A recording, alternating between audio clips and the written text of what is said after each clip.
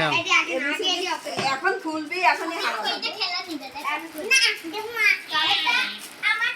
সবাই গিফট দেওয়া মেয়েকে উইশ করতেছে। মুখটাতে রাখো।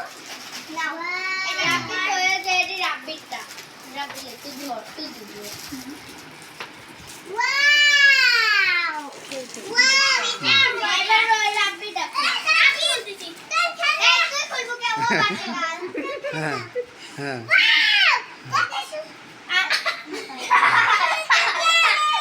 ফেলে দিয়ে খেলনা বানাইছে।